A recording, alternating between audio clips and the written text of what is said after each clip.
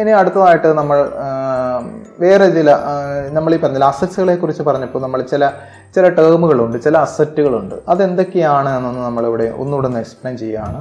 ഒന്ന് fixed asset, അത് നമ്മൾ നേരത്തെ പറഞ്ഞത് തന്നെയാണ്, ഒന്നുകൂടെ ഒന്ന് പറയുകയാണ്. ഫിക്സ്ഡ് അസറ്റ് എന്ന് പറയുമ്പോൾ എന്താണ് ഫിക്സ്ഡ് അസറ്റ്?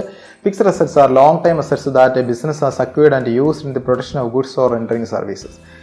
ഉൽപാദനത്തിനോ സേവനം നൽകാനോ ആയി ഒരു സ്ഥാപനം സ്വന്തമാക്കുന്ന ദീർഘകാല ആസ്തികളാണ് ഫിക്സ്ഡ് അസറ്റ് എന്ന് പറയുന്നത്. നമ്മൾ നേരത്തെ പറഞ്ഞു. എന്തിനാണ് ഈ ഫിക്സ്ഡ് അസറ്റ് വാങ്ങുന്നത്? നമ്മൾ ഈ പറയുന്ന ലാൻഡും ബിൽഡിങ്ങും പ്ലാന്റും മെഷീനറിയും ഒക്കെ എന്തിനാണ് വാങ്ങുന്നത്?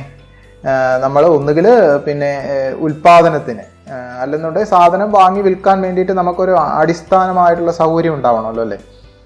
നമ്മളിപ്പം ഒന്നുകിൽ ഉൽപ്പാദിപ്പിച്ച് വിൽക്കാൻ വേണ്ടിയിട്ട് നമുക്ക് ഫാക്ടറിയുമാക്കിയുള്ള അനുബന്ധ സംഭവങ്ങൾ വേണം. ഇനി അതല്ല, നമ്മൾ ട്രേഡറാണ്, അതായത് സാധനം വാങ്ങി വിൽക്കുന്ന ആളാണെന്നുണ്ടെങ്കിൽ അവിടെയും വേണം ഒരു ഓഫീസോ മറ്റുള്ള കാര്യങ്ങളോ ഒക്കെ വേണം. അപ്പോൾ അതിന് വേണ്ടിയിട്ട് നമ്മൾ സാധനങ്ങൾ വാങ്ങി വിൽക്കുന്നതിനോ ഉൽപ്പാദിപ്പിച്ച് വിൽക്കുന്നതിനോ അല്ലെങ്കിൽ എന്തെങ്കിലും സേവനങ്ങളൊക്കെ നൽകുന്നതിനോ ആണെന്നുണ്ടെങ്കിൽ നമ്മൾ എന്ത് വേണം? നമുക്ക് കുറച്ച് ആസ്തികൾ ഉണ്ടായിരിക്കണം. ഈ ആസ്തികൾ ദീർഘകാല അളവിൽ നമ്മൾ ഉപയോഗിക്കുന്ന ഇത്തരത്തിലുള്ള ആസ്തികളാണ് നമ്മുടെ ഫിക്സ്ഡ് അസറ്റ് എന്ന് പറയുന്നത്. അപ്പോൾ ഉൽപ്പാദനത്തിനോ അല്ലെങ്കിൽ സേവനം നൽകുന്നതിനോ വേണ്ടിയിട്ട് സ്ഥാപനം സ്വന്തമാക്കിയിരിക്കുന്ന ആസ്തികൾ, അതാണ് നമ്മൾ നേരത്തെ പറഞ്ഞ land, building, plant, machinery. Land എന്ന് പറയുമ്പോൾ ഭൂമി, ബിൽഡിങ് കെട്ടിടം, പ്ലാന്റ് ആൻഡ് മെഷീനറി എന്ന് പറയുമ്പോൾ നമ്മുടെ നമ്മുടെ ഫാക്ടറിയും അതിലുള്ള മെഷീനറികൾ, പിന്നെ office furniture, tools and equipments, മറ്റുള്ള ഉപകരണങ്ങൾ, ഫ്ലീറ്റ് ഓഫ് വെഹിക്കിൾസ്, വാഹനങ്ങൾ, ഇതെല്ലാം നമ്മുടെ ഫിക്സ്ഡ് അസറ്റ്സിനകത്ത് ആണ് നമ്മൾ ഉൾപ്പെടുത്തിയിരിക്കുന്നത്. അപ്പോൾ അതെന്താണ് നമ്മൾ പറഞ്ഞു കഴിഞ്ഞു. അടുത്ത ഒരു ടേം എന്ന് പറയുന്നത് ഇൻടാഞ്ചിബിൾ അസറ്റ്സ് ആണ്. ഇൻടാഞ്ചിബിൾ അസറ്റ്സ് എന്ന് പറയുമ്പോൾ ഇൻടാഞ്ചിബിൾ എന്ന് വെച്ച് കഴിഞ്ഞാൽ കാണാനോ തൊടാനോ സാധിക്കാത്തത്, എന്ന് വെച്ച് കഴിഞ്ഞാൽ അസ്പർശ്യമായത് എന്നൊക്കെ വേണം മലയാളത്തിൽ പറയാം. എന്ന് വെച്ചാൽ സ്പർശിക്കാൻ സാധിക്കാത്തത്, അതാണ് ഇൻടാഞ്ചിബിൾ എന്ന് പറഞ്ഞത്. Assets not in physical form, cannot see or touch. എന്ന് വെച്ചാൽ നമുക്ക് ചില ആസ്തികൾ കാണാനോ തൊടാനോ പറ്റില്ല, പക്ഷെ അതിൻ്റെ ബെനിഫിറ്റ് നമുക്ക് കിട്ടും.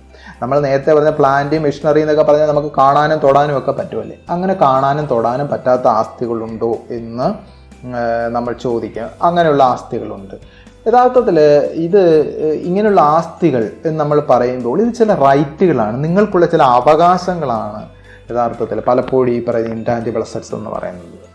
ഉദാഹരണം പറഞ്ഞു കഴിഞ്ഞാൽ നമുക്കിവിടെ കുറേ കാര്യങ്ങൾ പറയാം. Patent, copyright, trademark, good വില്.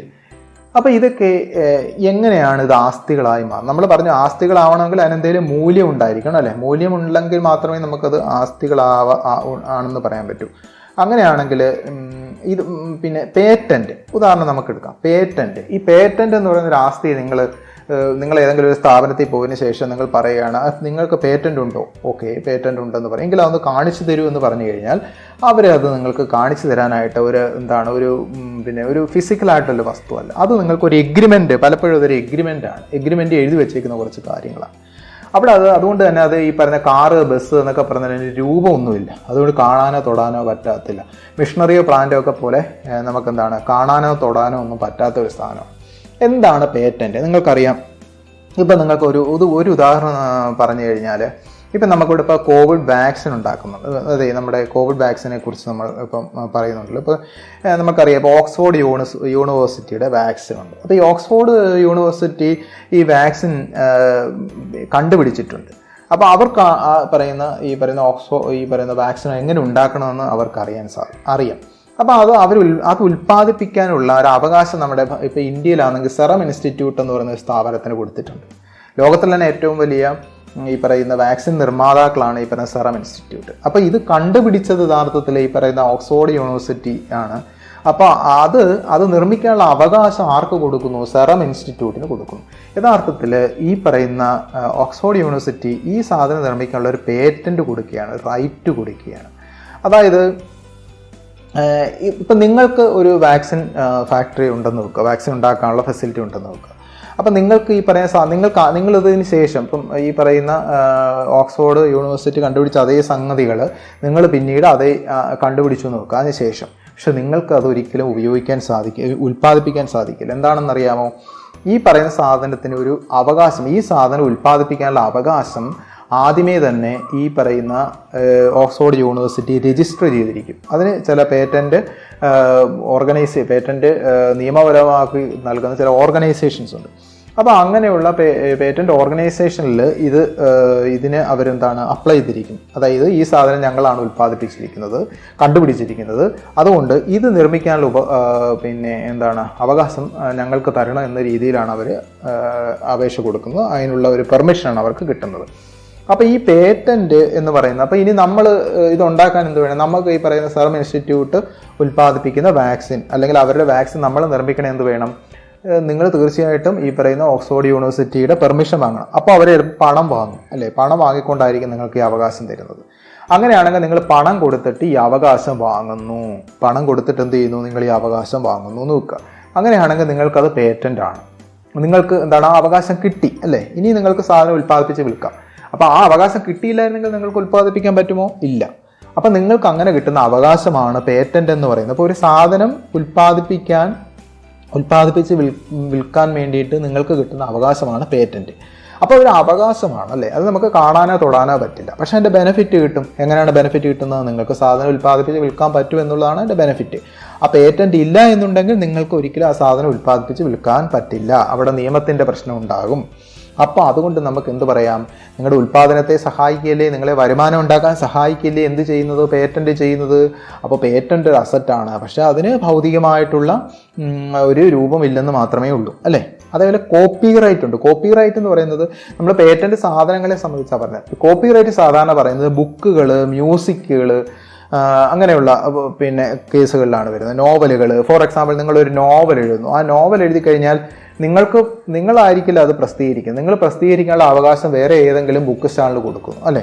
Manorama ബുക്സിന് കൊടുക്കുന്നു. അപ്പം നിങ്ങൾ പറയും നിങ്ങളുടെ നോവൽ പ്രസിദ്ധീകരിക്കാനുള്ള അവകാശം മനോരമ ബുക്സിന് നിങ്ങൾ കൊടുക്കുന്നു. അപ്പോൾ മനോരമ ബുക്സ് നിങ്ങൾക്ക് കുറേ പണം തന്നിട്ട് അവർ നിങ്ങളുടെ കയ്യിൽ നിന്ന് അവകാശം കൈമാറും.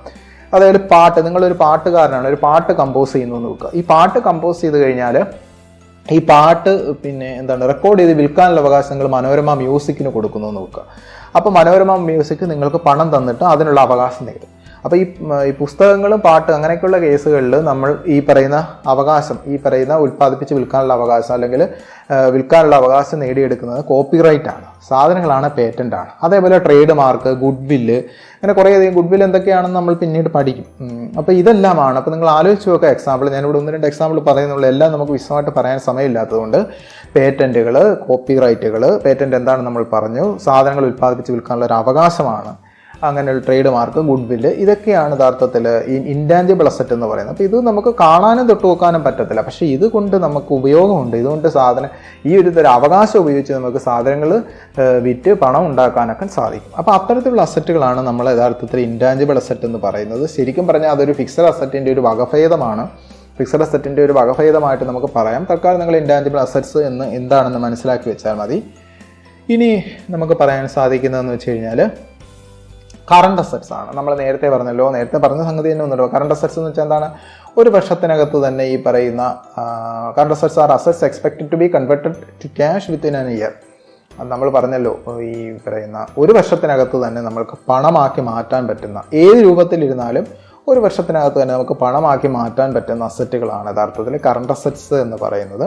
എന്നുവെച്ചാൽ ഒരു വർഷത്തിൽ താഴെ മാത്രമേ ബിസിനസ് സാധാരണഗതിയിൽ കൈവശം വെച്ചേക്കാറുള്ളൂ. അങ്ങനെയുള്ള അസറ്റുകളാണ്. എന്ന് വെച്ചാൽ ഒരു വർഷത്തിനകത്ത് കഴിയുമ്പോൾ ഇതൊന്നും അവരെ ഇല്ലാതാവുന്നു എന്നല്ല എൻ്റെ അർത്ഥം. ആദ്യം ഉണ്ടായിരുന്ന അസറ്റുകളായിരിക്കില്ല പിന്നീട് ഉണ്ടാവുക. എന്ന് വെച്ചാൽ ഇവരെ ഇങ്ങനെ വന്നുകൊണ്ട് ഒഴുകിക്കൊണ്ടിരിക്കുന്ന അസറ്റാണ്. ഇപ്പോൾ ഇരിക്കുന്ന സാധനങ്ങൾ എന്ന് പറയുമ്പോൾ ഒരു മാസം കഴിയുമ്പോൾ കാണത്തില്ല സ്റ്റോക്ക്. ഇപ്പോൾ ഇരിക്കുന്ന ക്യാഷൊന്നും ആയിരിക്കില്ല ഒരു മാസം കഴിയുമ്പോൾ നമ്മുടെ ഉള്ള ക്യാഷ്. ഇപ്പോൾ കയ്യിരിക്കുന്ന ക്യാഷെല്ലാം പോയിട്ട് അടുത്ത മാസം വരുന്ന പുതിയ കുറേ ക്യാഷ് ആയിരിക്കും. എന്ന് വെച്ചാൽ പുതിയ ഏതെങ്കിലും സോഴ്സിൽ നിന്നുള്ള ക്യാഷ് ആയിരിക്കും. എന്ന് വെച്ച് കഴിഞ്ഞാൽ ഒരു അസറ്റ് നമ്മുടെ കയ്യിൽ അങ്ങനെ സ്ഥിരമായിട്ട് ഒരു വർഷത്തിനകത്ത് സ്ഥിരമായിട്ട് നിൽക്കാതെ ഇങ്ങനെ മാറി മറിഞ്ഞുകൊണ്ടേയിരിക്കും. അങ്ങനെയുള്ള അസറ്റുകളാണ് യഥാർത്ഥത്തിൽ ഈ കറണ്ട് അസറ്റ് എന്ന് പറയുന്നത്. എന്ന് വെച്ചാൽ ഒരു വർഷത്തിനകത്ത് തന്നെ നിങ്ങൾക്ക് അതിനെ പണമാക്കി മാറ്റാൻ സാധിക്കും. അപ്പോൾ അതാണ് നമ്മൾ നേരത്തെ പറഞ്ഞ inventories, debtors and trade receivers, cash in hand and cash in bank. നമ്മൾ കറണ്ട് അസറ്റ്സിന് നേരത്തെ എക്സാമ്പിൾ പറഞ്ഞല്ലോ, അതെല്ലാം അതിനകത്താണ് ഉൾപ്പെടുത്തുന്നത്. ഇനി നമുക്ക് പറയാൻ സാധിക്കുന്നതെന്ന് വെച്ച് കഴിഞ്ഞാൽ അടുത്ത ടൈപ്പ് ഓഫ് അസറ്റ്സ് എന്ന് പറയുന്നത് ഡെപ്റ്റേഴ്സ് ആണ്. നമ്മൾ ഡെപ്റ്റേഴ്സ് അല്ലെങ്കിൽ ട്രേഡ് റിസീവേഴ്സ്, അത് ഈ പറയുന്ന ബിൽസ് റിസീവബിൾ എന്നൊക്കെ പറയുന്ന സംഗതി ഉണ്ട്. നമ്മൾ ഈ വർഷം തന്നെ പഠിക്കേണ്ടതാണ്. അതിനെ തന്നെ ഡെപ്റ്റേഴ്സ് എന്ന് വെച്ച് കഴിഞ്ഞാൽ ആരാണെന്ന് അറിയാമോ? നമ്മുടെ കയ്യിൽ നിന്ന് സാധനങ്ങളോ സേവനങ്ങളോ കടം വാങ്ങിക്കൊണ്ടുപോയ വ്യക്തികളാണ് ഡെപ്റ്റേഴ്സ് എന്ന് പറയുന്നത്. സാധനങ്ങളോ സേവനങ്ങളോ കടം വാങ്ങിക്കൊണ്ടുപോയാൽ. Debtors are the customers who owes to a business. A customer who bought goods from a business on credit is known as a debtor. എന്ന് വെച്ച് കഴിഞ്ഞാൽ നമ്മുടെ കയ്യിൽ നിന്ന് സാധനം കടം വാങ്ങിക്കൊണ്ടുപോയ ഉപഭോക്താവാണ് ഡെപ്റ്റേഴ്സ് എന്ന് പറയുന്നത്. ഉപഭോക്താക്കളാണ് ഡെപ്റ്റേഴ്സ് എന്ന് പറയുന്നത്. നമ്മുടെ കയ്യിൽ നിന്ന് സാധനങ്ങൾ മാത്രമല്ല സേവനങ്ങൾ കടം വാങ്ങിക്കൊണ്ടിരിക്കുന്ന, അങ്ങനെ ഒരു ബാധ്യതപ്പെട്ടിരിക്കുകയാണ് ചെയ്യുന്നത്. അങ്ങനെയുള്ള ആൾക്കാരെയാണ് നമ്മൾ ഡെപ്റ്റേഴ്സ്, അങ്ങനെയുള്ള ആൾക്കാരെയും സ്ഥാപനങ്ങളെയാണ് നമ്മൾ ഡെപ്റ്റേഴ്സ് എന്ന് പറയുന്നത്. ഇനി അടുത്തതായിട്ട് നമ്മൾ പറയുന്നത് ഫിക്റ്റീഷ്യസ് അസറ്റ് ആണ്. അപ്പോൾ ഈ ഫിക്റ്റീഷ്യസ് എന്ന് പറയുന്ന പദത്തിൻ്റെ അർത്ഥം തന്നെ എന്താണെന്നറിയാമോ? ഇല്ലാത്തത്, അല്ലെങ്കിൽ മായയായത്, ഇല്ലാത്തത്, അല്ലെന്നുണ്ടെങ്കിൽ പിന്നെ യഥാർത്ഥത്തിൽ നിലവിലില്ലാത്തത് എന്നൊക്കെയാണ് അർത്ഥം. ഫിക്റ്റീഷ്യസ് അസറ്റ് എന്ന് പറയുന്നത് യഥാർത്ഥത്തിൽ നിലവിലില്ലാത്തത്. അപ്പോൾ എന്താണ് ഫിക്റ്റീഷ്യസ് അസറ്റ് എന്ന് ചോദിച്ചാൽ, fictitious asset are not real assets. നമ്മൾ ഈ അസറ്റ്സ് എന്നതിനെ പറയുന്നതെങ്കിലും യഥാർത്ഥത്തിൽ ഇത് അസറ്റ് ഒന്നും അല്ല. പിന്നെന്താണ്? ചുമ്മാ ഒരു പേരിട്ടങ്ങ് വിളിക്കുകയാണ്. അസറ്റ്സ് എന്ന് പറഞ്ഞാൽ നമ്മൾ ഒരു നിവൃത്തിയില്ലാത്തതുകൊണ്ട് വിളിക്കുകയാണെന്നൊക്കെ വേണേൽ പറയാം. Fictitious are not real assets. It represents losses retained or heavy expenses kept on the asset side of for technical reason എന്നാണ്. അതായത് യഥാർത്ഥത്തിൽ നമ്മൾ ഇതിപ്പം നിങ്ങൾക്കത് വിശദമായിട്ട് ഇതിൻ്റെ കൂടുതൽ അക്കൗണ്ടിങ് പഠിച്ചു വരുമ്പോഴാണ് നമ്മൾക്കതിനെക്കുറിച്ച് എന്തുകൊണ്ടാണ് ഈ ഫിക്റ്റീഷ്യസ് അസറ്റ് ഉണ്ടാകുന്നതെന്നും അത് എന്തുകൊണ്ടാണ് ഇതിനെ അസറ്റ് എന്നിങ്ങനെ വിളിക്കുന്നതെന്നും ഒക്കെ ഉള്ളൊരു കാരണം നിങ്ങൾക്ക് മനസ്സിലാകണമെന്നുണ്ടെങ്കിൽ, അപ്പോൾ എന്താണ് അതിൻ്റെ എക്സാമ്പിൾ മാത്രം വെച്ചിരുന്നാൽ മതി.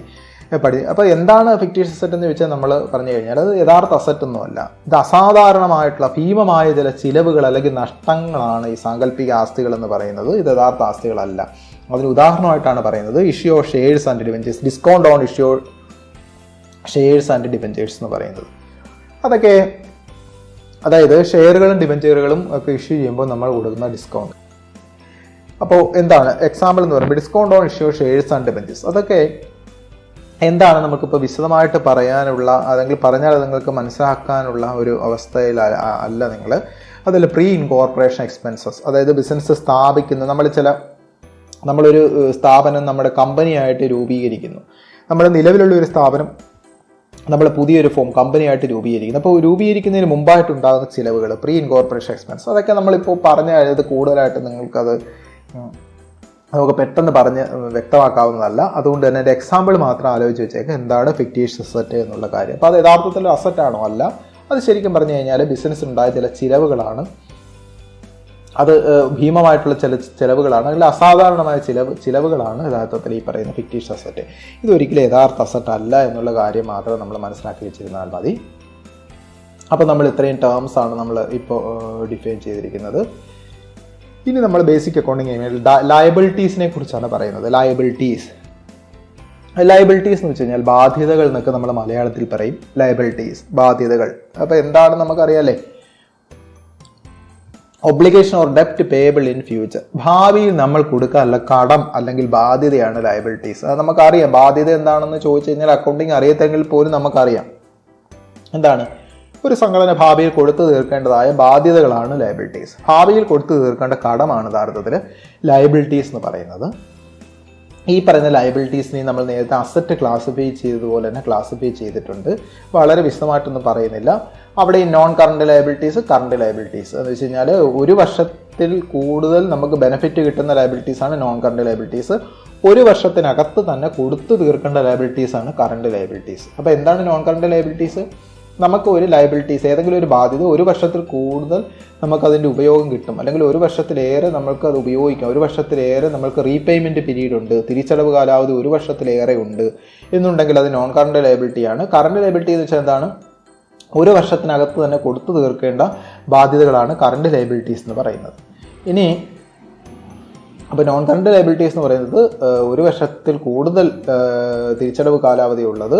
കറണ്ട് ലയബിലിറ്റീസ് എന്ന് വെച്ചാൽ ഒരു വർഷത്തിനകത്ത് തന്നെ തിരിച്ചടച്ച് തീർക്കേണ്ടതായിട്ടുള്ള ലയബിലിറ്റീസ്. അതിൻ്റെ ചില എക്സാമ്പിൾ പറയുകയാണെങ്കിൽ long time borrowings, deferred tax liabilities, long time provisions. ഇതൊക്കെ എന്താണെന്ന് നമുക്ക് വിശദമായിട്ടൊന്നും അവിടെ പറയുന്നില്ല. ലോങ് ടേം ബോറോയിങ്സ് എന്ന് വെച്ച് കഴിഞ്ഞാൽ നമ്മൾ ബാങ്കിൽ നിന്നും ധനകാര്യ സ്ഥാപനങ്ങളിൽ നിന്നൊക്കെ കടമെടുക്കാറുണ്ടല്ലോ. നമ്മൾ ബാങ്കിൽ നിന്നും മറ്റുള്ള ധനകാര്യ സ്ഥാപനങ്ങളിൽ നിന്നൊക്കെ ബിസിനസ് കടമെടുക്കാറുണ്ട്. അത് ഒരു വർഷത്തിലേറെ, 5 വർഷത്തേക്ക്, 10 വർഷത്തേക്ക്, 15 വർഷത്തേക്കൊക്കെ ലോങ് ടൈം ലോൺ എടുക്കാറുണ്ട്. അങ്ങനെയുള്ള ബോറോയിങ്സിനെയാണ് ലോങ് ടൈം ബോറോയിങ്സ് എന്ന് പറയുന്നത്. ദീർഘകാല അളവിൽ ബാങ്കിൽ നിന്നോ മറ്റുള്ള ധനകാര്യ സ്ഥാപനങ്ങളിൽ നിന്നോ ഒക്കെ ലോൺ എടുക്കുകയാണെങ്കിൽ അത് ലോങ് ടൈം ബോറോയിങ്സ് ആണ്.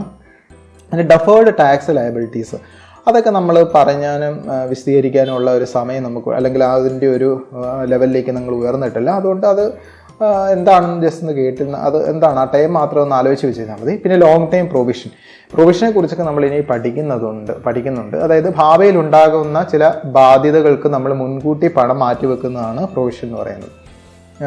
ഭാവിയിൽ ഉണ്ടാകുന്ന ചില ബാധ്യതകൾ അത് നമുക്കിപ്പോൾ മുൻകൂട്ടി കൃത്യമായിട്ട് പറയാൻ പറ്റില്ല, പക്ഷെ അതിനുവേണ്ടി നമ്മളൊരു കരുതൽ കരുതൽ എന്ന രീതിയിൽ നമ്മൾ കുറേ പണം മാറ്റി വെക്കുന്നു, അല്ലെങ്കിൽ കുറച്ച് ഒരു ശേഖരം നമ്മൾ ഉണ്ടാക്കുന്നു. അതാണ് നമ്മൾ ലോങ് ടൈം പ്രൊവിഷൻ എന്ന് പറയുന്നത്. അത് നമ്മൾക്ക് പിന്നീട് വിശദമായിട്ട് പഠിക്കാം. പ്രൊവിഷൻ എന്തൊക്കെയാണെന്ന് നമുക്ക് പിന്നീട് വിശദമായിട്ട് പഠിക്കാം. അപ്പോൾ long time borrowings, deferred tax liabilities, long time provision, ഇതൊക്കെ നോൺ കറണ്ട് ലയബിലിറ്റീസിനകത്ത് വരുന്നതാണ്.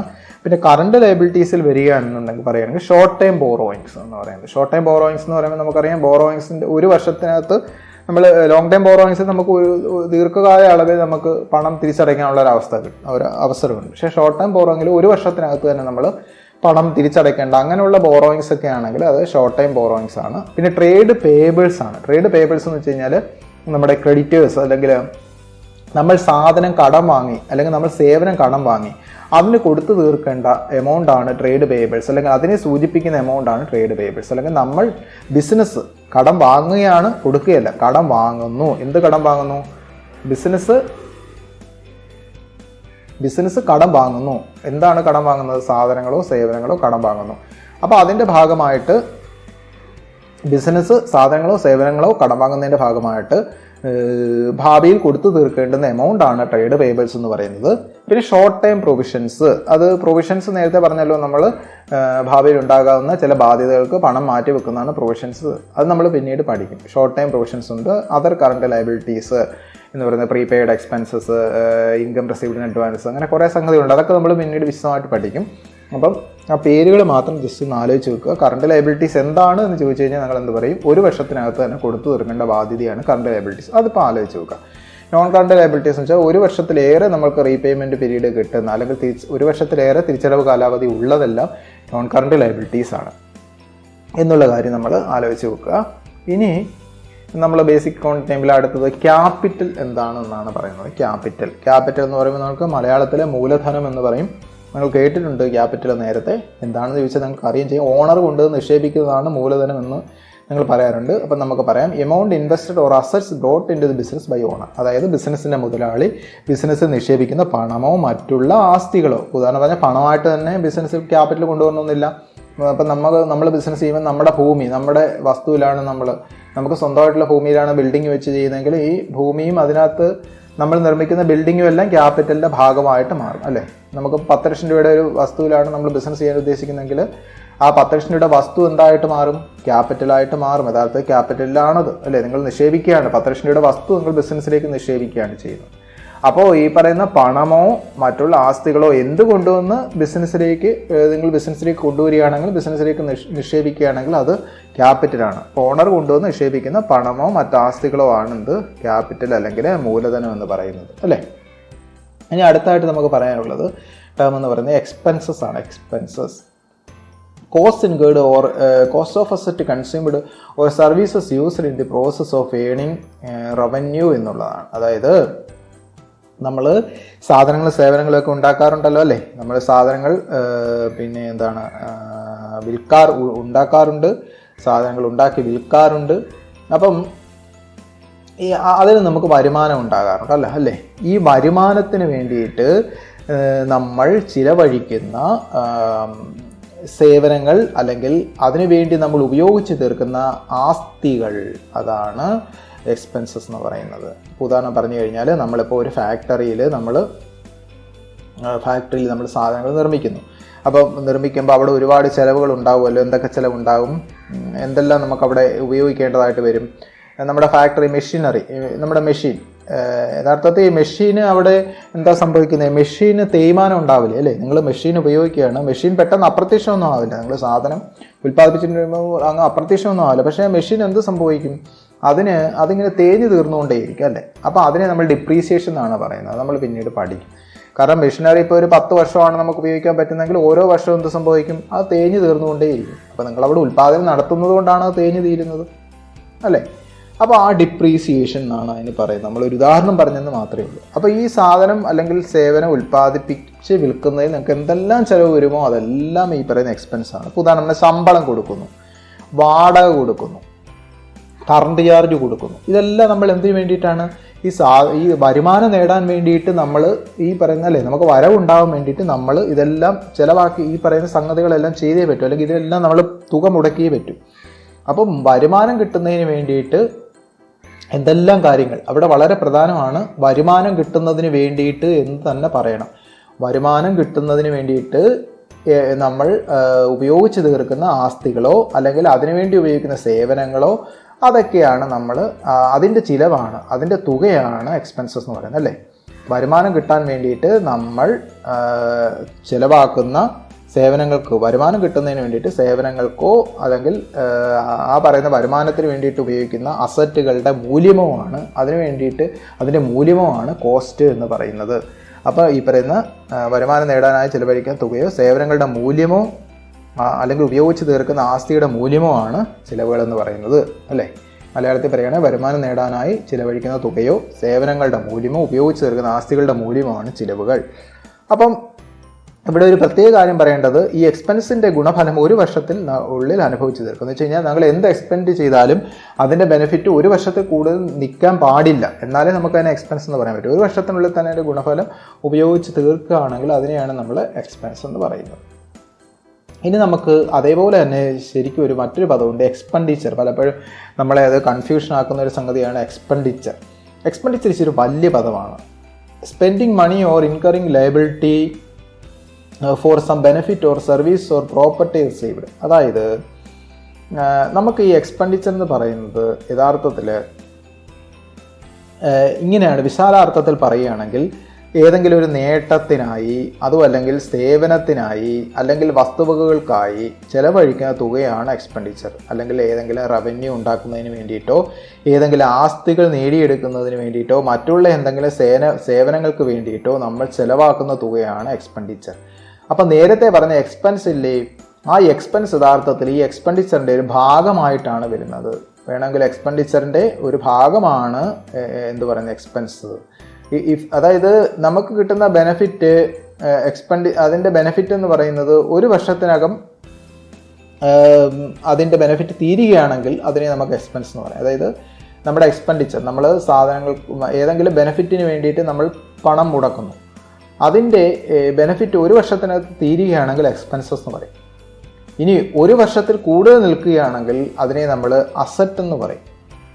വേറെ ഒരു കാര്യം പറയാറുണ്ട്, ഈ ഒരു വർഷത്തിൽ താഴെ നിലനിൽക്കുന്ന എക്സ്പെൻഡിച്ചറിനെ നമ്മൾ റവന്യൂ എക്സ്പെൻഡിച്ചർ അല്ലെങ്കിൽ റവന്യൂ എക്സ്പെൻസ് എന്നാണ് പറയുന്നത്.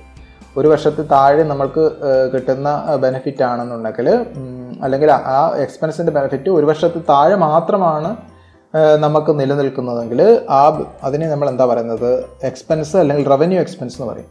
ഇനി ഒരു വർഷത്തിൽ കൂടുതലാണ് നമുക്ക് ആ ബെനിഫിറ്റ്, ഒരു വർഷത്തിൽ കൂടുതൽ നമുക്ക് ബെനിഫിറ്റ് കിട്ടും, അങ്ങനെയുള്ള എക്സ്പെൻസിനെ നമ്മൾ പറയുന്നത് ക്യാപിറ്റൽ എക്സ്പെൻഡിച്ചർ അല്ലെങ്കിൽ അസറ്റുകൾ എന്നാണ് പറയുന്നത്. അപ്പോൾ നിങ്ങൾക്ക് തോന്നും അസറ്റ് എന്ന് പറയുമ്പോൾ നമുക്കറിയാലോ ലാൻഡ്, അതൊക്കെ ലാൻഡ്, ബിൽഡിങ്, ഇതൊക്കെ വാങ്ങുന്നതിന് വേണ്ടിയിട്ട് നിങ്ങൾ പണം മുടക്കില്ലേ, അത് വന്നു കഴിഞ്ഞാൽ നമ്മൾ അതിനെ അസറ്റ് എന്ന് പറയും. നിങ്ങൾ സാധനം ഇത് കൊണ്ട് നമ്മുടെ ബിസിനസ്സിലേക്ക് വന്നു കഴിയുമ്പോൾ നമ്മൾ പറയും നമുക്ക് അസറ്റ് വന്നു. പക്ഷേ ഈ അസറ്റ് വാങ്ങാൻ വേണ്ടിയിട്ട് നിങ്ങൾ കുറേ പണം മുടക്കുമല്ലോ അല്ലേ, പണം ചിലപ്പോൾ നമ്മൾ ലാൻഡ് മേടിക്കാൻ പണം മുടക്കാറുണ്ട്. അപ്പോൾ അങ്ങനെ മുടക്കുന്ന പണത്തെ നമ്മൾ എക്സ്പെൻഡിച്ചർ എന്നാണ് പറയുന്നത്. എന്തൊരു എക്സ്പെൻഡിച്ചർ? ക്യാപിറ്റൽ എക്സ്പെൻഡിച്ചർ എന്നാണ് പറയുന്നത്, അഥവാ അസറ്റ് എന്നാണ് പറയുന്നത്. അപ്പോൾ ഷോർട്ട് ടൈം എക്സ്പെൻഡിച്ചറിനെ നമ്മൾ എന്ത് പറയും? എക്സ്പെൻസ് എന്ന് പറയും. അതായത് ബെനിഫിറ്റ് ഒരു വർഷത്തിൽ മാത്രം താഴെ കിട്ടുന്നതാണെങ്കിൽ എക്സ്പെൻസും, ഒരു വർഷത്തിലേറെ കിട്ടുന്നതാണെങ്കിൽ അതിനെ ക്യാപിറ്റൽ എക്സ്പെൻഡിച്ചർ അല്ലെങ്കിൽ അസറ്റ് എന്നാണ് പറയുന്നത്. അപ്പോൾ എക്സ്പെൻസ് എന്ന് പറയുന്നത് എന്താണ്? എക്സ്പെൻഡിച്ചറിൻ്റെ ഭാഗമാണ്. അപ്പോൾ ഏറ്റവും വലിയ ടൈം ഏതാണ്? എക്സ്പെൻഡിച്ചറാണ്. എക്സ്പെൻഡിച്ചറിനകത്ത് എന്തൊക്കെയുണ്ട്? ക്യാപിറ്റൽ എക്സ്പെൻഡിച്ചറും ഉണ്ട്, റവന്യൂ എക്സ്പെൻഡിച്ചറും ഉണ്ട്. റവന്യൂ എക്സ്പെൻഡിച്ചർ എന്ന് വെച്ചാൽ എന്താണ്?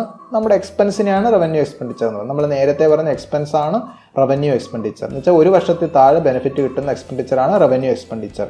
ഒരു വർഷത്തിലേറെ കാലയളവിലേക്ക് ബെനിഫിറ്റ് കിട്ടുന്നതിനെയാണ് നമ്മൾ ക്യാപിറ്റൽ എക്സ്പെൻഡിച്ചർ, അല്ലെങ്കിൽ നമ്മൾ അതിനെ എന്തെന്ന് പറയാം, അതിൻ്റെ ഫലമായിട്ട് നമുക്ക് എന്തുണ്ടാകുമെന്ന് പറയാം? അസറ്റ് എന്ന് പറയുന്നത്. അപ്പോൾ അതാണ് നമ്മുടെ അടുത്ത ടേം എന്ന് പറയുന്നത്. ഇനി നമുക്ക് ക്രെഡിറ്റർ എന്ന് പറയുന്ന പദം, അത് നമ്മൾ നേരത്തെ പറഞ്ഞു. Creditor is an entity who lend goods or services to the business. ബിസിനസ്സിന് സാധനങ്ങളോ സേവനമോ കടം നൽകുന്ന വ്യക്തി അല്ലെങ്കിൽ സ്ഥാപനമാണ് ക്രെഡിറ്റർ. നമ്മൾ നേരത്തെ പറഞ്ഞതാണ്. ബിസിനസ്സിന് സാധനങ്ങളോ സേവനങ്ങളോ കടം നൽകുന്ന വ്യക്തിയാണ് ക്രെഡിറ്റർ. അത് നമ്മൾ നേരത്തെ വിശദമാക്കിയതാണ്.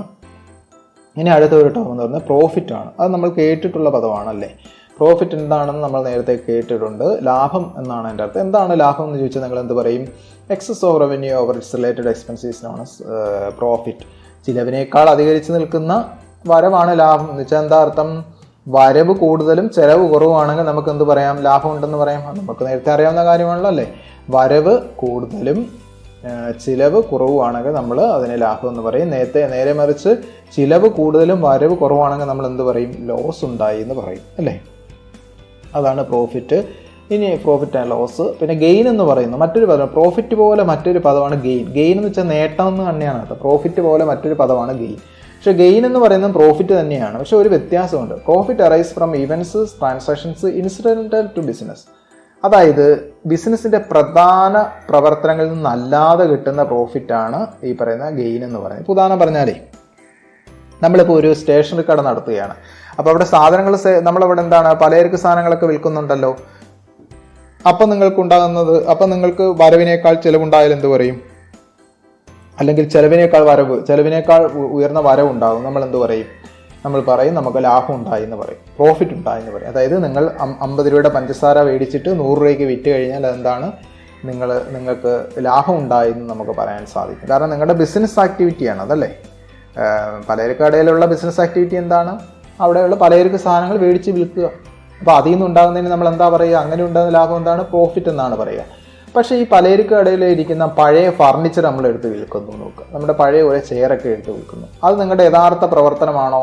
പലചരക്ക് കടയുടെ യഥാർത്ഥ പ്രവർത്തനമാണോ? അല്ല, അതൊരു ആകസ്മികമായിട്ട് സംഭവിച്ചതാണ്. അല്ലെങ്കിൽ അത് യഥാർത്ഥത്തിൽ നമ്മുടെ റെഗുലറായിട്ടുള്ള ഒരു പ്രവർത്തനമല്ല. പക്ഷെ അത് വല്ലപ്പോഴും നടക്കുന്ന പ്രവർത്തനമാണ്. അത് യഥാർത്ഥത്തിൽ നമ്മുടെ റെഗുലർ ബിസിനസ് അല്ല. അപ്പോൾ അങ്ങനെ നിങ്ങൾക്ക് എന്തെങ്കിലും ലാഭം ഉണ്ടാവുകയാണെങ്കിൽ അതിനെന്തോ പറയുക? ഗെയിൻ എന്നാണ് പറയുക. പ്രോഫിറ്റ് എന്ന് പറയാൻ പറ്റില്ല അവിടെ. അപ്പോൾ ഒരു പലചരക്ക് കട അവരെ പഴയ ഫർണിച്ചർ എടുത്ത് വിൽക്കുമ്പോൾ കിട്ടുന്ന ലാഭം എന്ന് പറയുന്നത് ഒരിക്കലും നമുക്ക് പ്രോഫിറ്റ് എന്നല്ല പറയേണ്ടത്. അതിനെ പ്രോഫിറ്റ് പോലെയാണ്, പക്ഷേ അതിനെ നമ്മൾ ഗെയിൻ എന്നാണ് പറയുന്നത്. അതേപോലെ തന്നെ നമ്മളിപ്പോൾ ഒരു കോർട്ടിൽ കേസ് കൊടുത്തിട്ടുണ്ട്. നമുക്ക് കേസ് ജയിച്ചതിൻ്റെ ഭാഗമായിട്ട് കുറച്ച് ആസ്തിയോ മറ്റെന്തെങ്കിലും സാധനങ്ങളോ കിട്ടിയെന്ന് നോക്കുക. അങ്ങനെയാണെങ്കിൽ അതും എന്താണ്? ഈ പറയുന്ന ഗെയിനാണ്. അപ്പോൾ അത് നമ്മൾ അപ്രതീക്ഷിതമായിട്ട് സംഭവിച്ച ഒരു നേട്ടമാണ്. അങ്ങനെ അപ്രതീക്ഷിതമായിട്ട് സംഭവിക്കുന്നതിന് നമ്മൾ ഗെയിൻ എന്നാണ് പറയുന്നത്. ഇനി ബേസിക് അക്കൗണ്ട് ടൈമിൽ മറ്റൊരു ടേമാണ് ഡിസ്കൗണ്ട് എന്ന് പറയുന്നത്.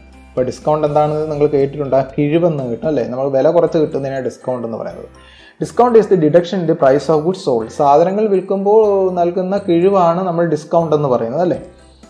അതായത് ഈ ഡിസ്കൗണ്ട് പക്ഷേ 2 തരത്തിൽ നമ്മൾ അക്കൗണ്ടിങ്ങിൽ പഠിക്കുമ്പോൾ ഇത് യഥാർത്ഥത്തിൽ 2 തരത്തിലുണ്ട്. ഇപ്പോൾ നിങ്ങളൊരു കടയിൽ പോയി ഒരു സാധനം വാങ്ങുന്നു. നിങ്ങൾ 50 രൂപയുടെ ഒരു ബുക്ക് വാങ്ങാൻ പോകുന്നു. അങ്ങനെ നിങ്ങൾ 2 ബുക്ക് മേടിച്ചു. അപ്പോൾ 2 ബുക്ക് മേടിച്ച് കഴിഞ്ഞപ്പോഴത്തേക്ക് 2 ബുക്കിന് 100 രൂപയാണ് നിങ്ങൾ കൊടുക്കേണ്ടത് അല്ലേ. 50 രൂപ വെച്ച് 2 ബുക്കിന് 100 രൂപയാണ് കൊടുക്കേണ്ടത്. പക്ഷേ ഈ കടക്കാരൻ എന്ത് ചെയ്യുന്നു? നിങ്ങൾക്കൊരു 10% ഡിസ്കൗണ്ട് തരുന്നു. എന്ന് വെച്ച് കഴിഞ്ഞാൽ കടക്കാരൻ പറയുകയാണ് 50 രൂപ 100 രൂപയ്ക്ക് വരെ നിങ്ങൾ 90 രൂപ തന്നാൽ മതി. അപ്പോൾ എന്താണ് അപ്പോൾ നിങ്ങൾ 90 രൂപ കൊടുത്ത് ആ സാധനം വാങ്ങും. അപ്പോൾ നിങ്ങൾക്ക് കിട്ടുന്ന ഡിസ്കൗണ്ട്, അപ്പോൾ ലിസ്റ്റ് പ്രൈസ് എന്ന് പറയുന്നത് അവിടെ 50 രൂപയാണ്. ഒരു സാധനത്തിൻ്റെ ഒരു ബുക്കിൻ്റെ വില 50 രൂപയാണ്. 2 ബുക്ക് മേടിക്കുമ്പോൾ അതിൻ്റെ ലിസ്റ്റ് പ്രൈസ് എന്ന് പറയുന്നത് 100 രൂപയാണ്. ആ 100 രൂപയിൽ നിന്ന് നിങ്ങൾക്ക് 10 രൂപ ഡിസ്കൗണ്ട് തരും. അങ്ങനെയുള്ള ഡിസ്കൗണ്ടിനെ നമ്മൾ ട്രേഡ് ഡിസ്കൗണ്ട് എന്നാണ് പറയുന്നത്. അതായത് ലിസ്റ്റ് പ്രൈസിന് മുകളിൽ നിങ്ങൾക്ക് സാധനം വാങ്ങുമ്പോൾ കിട്ടുന്ന ഡിസ്കൗണ്ടാണ് ട്രേഡ് ഡിസ്കൗണ്ട്. ഇനി നിങ്ങൾ വേറൊരു കാര്യം ആലോചിക്കുക. നിങ്ങൾ ഈ പറയുന്ന 100 രൂപയ്ക്ക് ബുക്ക് 90 രൂപയാണ് നിങ്ങൾ കൊടുക്കേണ്ടത്. 100 രൂപയുടെ ബുക്ക് വാങ്ങി 90 രൂപയാണ് കൊടുക്കേണ്ടത്. അപ്പോൾ നിങ്ങൾ കടക്കാരടുത്ത് പറയുകയാണ് ഞാൻ ഒരാഴ്ച കഴിഞ്ഞ് പൈസ തരാമെന്ന് പറയുന്നു. അപ്പോൾ കടക്കാരനത് സമ്മതിക്കുന്നത് ശരി, ഒരാഴ്ച കഴിഞ്ഞ് നിങ്ങൾ പൈസ കൊണ്ട് തരണം. അപ്പോൾ നിങ്ങൾ ഒരാഴ്ച കഴിഞ്ഞ് 90 രൂപയും കൊണ്ട് പോവുകയാണ്. അപ്പോൾ അവിടെ ചെല്ലുമ്പോൾ കടക്കാരൻ ഇഷ്ടപ്പെട്ടു. കാരണം ഒരാഴ്ചക്കകത്ത് തന്നെ നിങ്ങൾ പൈസ കൊണ്ടുവന്നല്ലോ. അപ്പോൾ നിങ്ങൾ സത്യസന്ധനായ ഒരു കടം വാങ്ങിപ്പുകാരനാണ്. അപ്പോൾ എന്ത് ചെയ്യുന്നു? നിങ്ങൾക്ക് ശരി മോനെ കുട്ട 90 രൂപ നീ തരണ്ട, പകരം എന്ത് ചെയ്താൽ മതി 80 രൂപ തന്നാൽ മതി എന്ന് പറയുന്നു. അപ്പോൾ അവിടെ എന്താണ്? നിങ്ങൾക്ക് ഒരു ഡിസ്കൗണ്ട് കിട്ടുകയാണ്. അത് ലിസ്റ്റ് പ്രൈസിൻ്റെ മേളിലുള്ള ഡിസ്കൗണ്ട് ആണോ? അല്ല. നിങ്ങൾ കടം വാങ്ങിയ പണം കറക്റ്റായിട്ട് കൊണ്ട് കൊടുത്തപ്പോൾ നിങ്ങൾക്ക് അഡീഷണൽ ആയിട്ട് കിട്ടുന്ന ഒരു ഡിസ്കൗണ്ടാണ് അവിടെ ഈ പറയുന്ന ഒരു ഡിസ്കൗണ്ട്. അതിനെ നമ്മൾ പറയുന്നത് എന്താണെന്നറിയാമോ? ക്യാഷ് ഡിസ്കൗണ്ട് എന്നാണ്. അപ്പോൾ രണ്ട് തരത്തിൽ നിങ്ങൾക്ക് ലിസ്റ്റ് ഈ പറയുന്ന ഡിസ്കൗണ്ട് കിട്ടാറുണ്ട്. ഒന്ന് ലിസ്റ്റ് പ്രൈസിന് മേളിൽ ഡിസ്കൗണ്ട് കിട്ടാറുണ്ട്, അതിനെ ട്രേഡ് ഡിസ്കൗണ്ട് എന്ന് പറയും. മറിച്ച് കടം വാങ്ങിയ കടം കൃത്യസമയത്ത് കൊടുക്കുമ്പോൾ, കടം വാങ്ങിയ സാധനങ്ങളുടെ പണം അല്ലെങ്കിൽ സേവനങ്ങളുടെ പണം കൃത്യസമയത്ത് കൊടുക്കുമ്പോൾ കിട്ടുന്ന ഡിസ്കൗണ്ട് ആണെന്ത് ക്യാഷ് ഡിസ്കൗണ്ട് എന്ന് പറയുന്നത്. അപ്പോൾ അങ്ങനെ രണ്ട് തരത്തിലാണ് നമുക്ക് ഡിസ്കൗണ്ട് ഉള്ളത്. ഇനി നമ്മൾ അടുത്തൊരു ടേം എന്ന് പറയുന്നത് ഡ്രോയിങ്സ് ആണ്. ഡ്രോയിങ്സ് എന്ന് വെച്ച് കഴിഞ്ഞാൽ നമ്മുടെ പണം പിൻവലിക്കൽ എന്നൊക്കെ നിങ്ങൾക്കറിയാം. അല്ലെങ്കിൽ withdrawal of money or goods by the owner for the personal use. അതായത് ഒരു ഒരു ഓണറുടെ, അതല്ലെന്നുണ്ട് മുതലാളിയുടെ സ്വന്തം ആവശ്യത്തിന്, വീട്ടാവശ്യത്തിന് വേണ്ടിയിട്ട് പണമോ സാധനങ്ങളോ ബിസിനസ്സിൽ നിന്ന് എടുത്തുകൊണ്ട് പോകുന്നതാണ് ഡ്രോയിങ്സ് എന്ന് പറയുന്നത്. അല്ലെങ്കിൽ മുതലാളിയുടെ അല്ലെങ്കിൽ ഓണറിൻ്റെ സ്വന്തം ആവശ്യത്തിന് വേണ്ടിയിട്ട് പണമോ മറ്റുള്ള സാധനങ്ങളോ ബിസിനസ്സിൽ നിന്ന് കൊണ്ടുപോകുന്നതിനെയാണ് നമ്മൾ എന്ത് പറയുന്നത്, ഡ്രോയിങ്സ് എന്ന് പറയുന്നത്.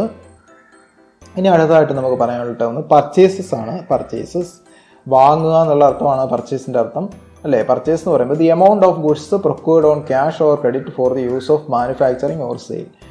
ഉൽപ്പാദന ആവശ്യത്തിനോ വിൽപ്പനയ്ക്കോ വേണ്ടി വാങ്ങുന്ന സാധനങ്ങളുടെ ആകെത്തുകയാണ് പർച്ചേസ്. നമ്മൾ നേരത്തെ പറഞ്ഞ പോലെ സാധനങ്ങൾ നിങ്ങൾ വാങ്ങുന്നു, അല്ലേ? അത് ഒന്നുകിൽ ഉൽപ്പാദിപ്പിക്കുന്നതിന് വേണ്ടിയിട്ട് അല്ലെങ്കിൽ വിൽക്കുന്നതിന് വേണ്ടിയിട്ട്, അതാണ് നമ്മൾ പർച്ചേസ് എന്ന് പറയുന്നത്. അപ്പോൾ പ്രത്യേകം ശ്രദ്ധിക്കേണ്ട ഒരു കാര്യം, ഉൽപ്പാദനത്തിനോ വിൽപ്പനയ്ക്കോ വേണ്ടിയിട്ടായിരിക്കണം. അങ്ങനെ വാങ്ങുന്നതിനെയാണ് നമ്മൾ പർച്ചേസ് എന്ന് പറയുന്നത്.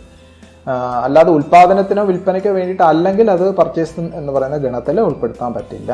ഇപ്പോൾ ഉൽപ്പാദനത്തിനോ വിൽപ്പനയ്ക്കോ വേണ്ടിയിട്ട് വാങ്ങുന്ന സാധനങ്ങളുടെ തുകയാണ് പർച്ചേസ്. ഇപ്പോൾ നമ്മൾ നേരത്തെ പറഞ്ഞ ലാൻഡ് വാങ്ങുമ്പോൾ നമ്മളത് പർച്ചേസ് എന്ന് പറയുന്ന ഗണത്തിൽ ഉൾപ്പെടുത്താൻ പറ്റില്ല. കാരണം അത് നമ്മൾ സാധാരണഗതിയിൽ ലാൻഡ് വിൽക്കുന്ന സ്ഥാപനങ്ങളുടെ കാര്യമല്ല പറയുന്നത്. നമ്മളൊരു പലചരക്കട നടത്തുന്നു, അപ്പോൾ ആ പലചരക്കടയ്ക്ക് ആവശ്യമായിട്ട് നമ്മൾ കുറേ സ്ഥലം വാങ്ങുന്നു എന്ന് നോക്കുക, അത് പർച്ചേസിനകത്ത് പെടുത്താൻ പറ്റുമോ? ഇല്ല. കാരണം അത് വിൽക്കാൻ വേണ്ടിയിട്ടല്ല വാങ്ങുന്നത്, ഉൽപ്പാദനത്തിന് വേണ്ടിയിട്ട് അത് നേരിട്ട് ഉപയോഗിക്കുന്നുമില്ല. ഉൽപ്പാദനത്തിന് വേണ്ടിയിട്ട് നേരിട്ട് ലാൻഡ് യഥാർത്ഥത്തിൽ ഉൽപ്പാദനത്തിൻ്റെ ഭാഗമായിട്ട് മാറുന്നുണ്ട്, പക്ഷെ അത് ഇൻഡയറക്റ്റ് ആയിട്ടാണ്, നേരിട്ടല്ലാതെയാണ് ആവുന്നത്. അങ്ങനെ അല്ലെങ്കിൽ വിൽപ്പനയുടെ ഭാഗം, അപ്പോൾ നേരിട്ടല്ലാതെയാണ് അതിൻ്റെ സേവനം കിട്ടുക. അപ്പോൾ നേരിട്ട് ഈ പറയുന്ന ഉൽപ്പാദനത്തിനോ അല്ലെന്നുണ്ടെങ്കിൽ നേരിട്ട് വിൽപ്പനയുടെ ഭാഗമാകാതെ ഇരിക്കുന്ന അങ്ങനെയുള്ള വസ്തുക്കൾ നമ്മൾ വാങ്ങുന്നു.